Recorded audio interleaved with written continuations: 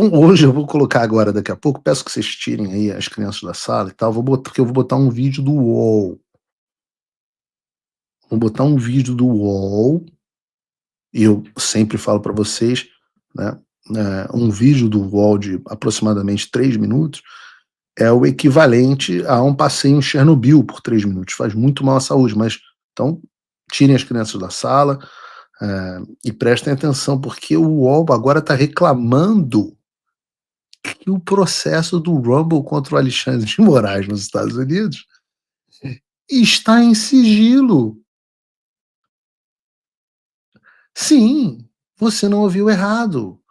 Os jornalistas militantes de esquerda do UOL estão criticando os Estados Unidos porque a juíza do caso classificou o caso como sigiloso. E eu não vou falar mais nada, eu vou botar para vocês ouvirem um vídeo que eu tirei do Twitter do Mafinha. Bota aí, Brunão, pra gente ouvir. Fala sobre esse caso envolvendo Alexandre de Moraes, que tem sigilo, troca de juíza e inspiração na Casa Branca. Assunto também importante que tem a ver com os Estados Unidos e tem a ver com a justiça também. Essa ação judicial dos Estados Unidos da plataforma Rumble e da Trump Media contra o ministro Alexandre de Moraes foi colocada sob sigilo. O processo foi apresentado no dia 18 de fevereiro, em uma corte da Flórida, no mesmo dia em que Jair Bolsonaro foi denunciado pela Procuradoria-Geral da República na investigação sobre o golpe. Inicialmente, o caso foi atribuído para uma juíza nomeada por Barack Obama em 2009, mas alguns dias depois, ele foi ouviram isso para aqui? uma juíza de uma corte inferior nomeada por George W. Bush. A nova juíza permitiu que o processo fosse mantido. Não foi de uma corte inferior. De que a denúncia mostrava falhas e a falta de documentação. Mas a audiência e a transcrição foram colocadas sob sigilo por tempo absolutamente falso essa parte. A juíza é da mesma corte, do mesmo tribunal, e não foi nada de material, pelo contrário, a juíza deu tudo que o Rumble e o Trump Media tinham pedido. Mas eu já falei sobre isso em outros programas. Indeterminado. Estranho, né, Josias? Quer dizer, não sei se é estranho. Essa articulação ali, mostrando, quer dizer, eles estão relacionando uma coisa a outra mesmo, é isso? É isso, e não é estranho nesse caso, Fábio, você ficou hesitando, mas a palavra estranho é a mais adequada para definir o que está acontecendo aí nesse processo. Né? Processo aberto na Flórida contra medidas adotadas pelo Alexandre de Moraes no Brasil, como se o juiz brasileiro estivesse interferindo na rotina dos Estados Unidos. As decisões do Alexandre de Moraes, elas se destinam a regulamentar a atuação ou trazer para dentro da legislação brasileira a atuação de empresas americanas que estão aqui fazendo negócio, faturando, sem ter nem representante. Essa plataforma Rumble, por exemplo, não tem representante no Brasil. E o que fez o Alexandre de Moraes foi exigir que ele tivesse um representante, inclusive para receber as intimações das ordens judiciais. Né? E agora nós estamos diante de um supremo paradoxo, porque a acusação feita ao Alexandre de Moraes nesse processo é de que ele atua como um censor. Então está censurando usuários das plataformas dessa Rumble, e uma empresa de mídia pertencente ao Donald Trump se associou à Rumble nesse processo, e a acusação é de censura. Aí eles colocam sob sigilo no processo. Então eles acusam o Alexandre de Moraes de censura. E o nosso companheiro, o Jamil Chad, foi lá para tentar obter a cópia dos autos, né, para fazer uma reportagem, e aí descobriu que está sob sigilo. Então é muito paradoxal isso, né? Acusam o Alexandre de Moraes de censura, e a meu juízo até o Alexandre de Moraes já deveria ter levado à vitrine as suas decisões, que ficam permitindo que o Alan dos Santos, por exemplo, só vai até aí. Relacionados ao Alan dos Santos. Pediu para retirar perfis do Alan dos Santos, desse Rumble e de outras plataformas, não foi obedecido e adotou providências judiciais. Né? Então, o Alexandre Moraes devia já ter divulgado as suas decisões, é o que motivou essas decisões, mas aqui estamos diante de um paradoxo. Acusam a justiça brasileira de censura e lá impõe sigilo ao processo, por quê? Então parece de fato um grande paradoxo, e como disse Fábio no início, é tudo muito esquisito, né? E parece muito articulado, porque agora o Congresso dos Estados Unidos está se equipando para aprovar, parece que vai ser aprovado, porque o Trump é majoritário, embora a maioria seja pequena, ele tem maioria no legislativo americano, e tudo indica que vão aprovar aquela proposta que já passou para um comitê lá que se equipara à Comissão de Constituição e Justiça da Câmara aqui no Brasil, tudo indica que a Câmara e o Senado dos Estados Unidos vão aprovar aquela proposta que proíbe o Alexandre de Moraes, sem fazer menção ao nome dele, de entrar nos Estados Unidos. Né? Então, aparentemente, há uma grande coordenação e é tudo muito esquisito. Cara, é absolutamente inacreditável que o sujeito seja um comentarista e diga o que disse o Josias. Josias, que eu sempre fico impressionado de descobrir que ele ainda está no ar em algum lugar. Porque da Jovem Pan eu o aposentei, ao vivo no ar.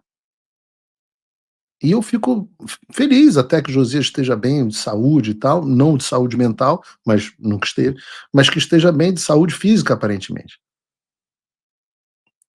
E eu sempre digo, né, existe uma linha tênue entre o mau caratismo e a imbecilidade, e obviamente sempre ficou muito claro que o Josias não era uma pessoa muito brilhante, né, uma capacidade cognitiva extremamente limitada, mas há também a necessidade de um mau caratismo no comentário. Vejam o argumento dele, que eu vou citar exatamente como ele disse para não ter erro. A acusação feita por Alexandre de Moraes nesse processo é que ele atua como censor, que está censurando usuários das plataformas. Aí eles colocam o processo sob sigilo. Então eles acusam o Alexandre de Moraes de censura e lá impõem o sigilo no processo. Josias, meu querido, existe uma diferença fundamental entre o Alexandre fez e o que fez a justiça americana. E eu posso explicar bem devagar para você conseguir entender. O Alexandre não permite nem mesmo que as partes do processo acessem os autos. As partes. Isso não é suposição minha. A OAB já encaminhou um ofício ao Alexandre já em 2022, requisitando que os advogados tivessem acesso aos elementos de prova que existem contra seus clientes. Vejam, Josias, a defesa do presidente Bolsonaro, a defesa do general Braga Neto, estão hoje tendo uma petição negada pelo ministro Alexandre de Moraes para terem acesso aos celulares que foram utilizados pela Polícia Federal. Se você acompanha o meu conteúdo e quer que ele continue no ar, considere apoiar. Com pouco mais de $5 por mês, você já faz a diferença. É rápido. Entre em www.paulofigueiredoshow.com/apoie, use o cupom da descrição e estamos resolvidos. Valeu! Ou seja, a Polícia Federal diz assim, eu aprendi, aliás, Polícia Federal, eu tive que trocar a parede de novo, então vocês perderam de novo as minhas conversas. Eu tive que, Polícia Federal, diz aqui que tem uma conversa do general Braga Neto com o general Mário dizendo tal e tal coisa. Aí você fala assim, tá bom, vocês estão dizendo, né? Me dá o celular aqui para eu poder periciar e para eu ver se não tem outras conversas que podem inocentar o meu cliente. Não vou mostrar. Não, tá aqui, é meu, ninguém vai ver, vai ficar aqui, ó. É esse nível de infantilidade que está acontecendo agora no processo mais importante do Brasil. Algum comentário do Josias? Não. Absolutamente não. Nenhuma. Vejam, por exemplo, não é de hoje. Pode dizer, Josias não comentou porque é de hoje. Não, isso não é de hoje. Vejam, por exemplo, a reportagem da Gazeta do Povo. Ano passado, Moraes nega acesso aos autos completos. Advogado de Alan dos Santos. Segundo o advogado do Alan, o doutor Renaud Filho, que esteve aqui no programa na semana passada, estavam faltando cerca de 1.000 páginas dos autos do processo. E a defesa tem que ser montada sem que eles sequer tomassem conhecimento do conteúdo dessas 1.000 páginas. Por outro lado, nos Estados Unidos, um amigo do boneco Josias que tentou pedir a cópia dos autos do processo e não conseguiu por um simples fato. Porra! Porque ele não é parte no processo, cara. Pelo amor de Deus! Diferentemente do que os Estados Unidos fazem no Brasil, aqui nos Estados Unidos as partes do processo podem ter acesso total aos seus autos sem nenhum prejuízo à ampla defesa ou contraditório. Mas vocês entenderam a diferença, assim? Maternal e jardim de infância.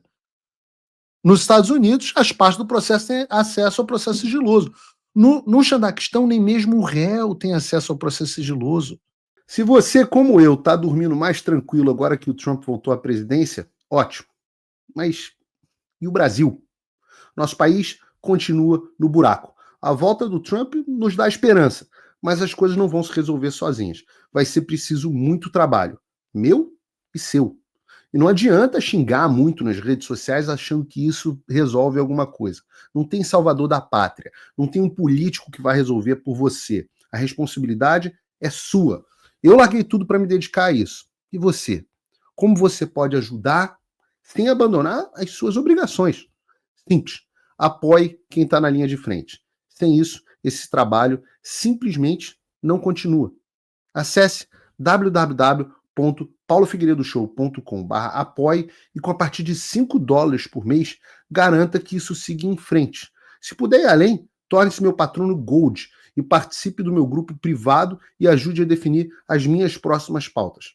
A diferença entre vencer e perder está na ação. Durma tranquilo, sabendo que você fez a sua parte.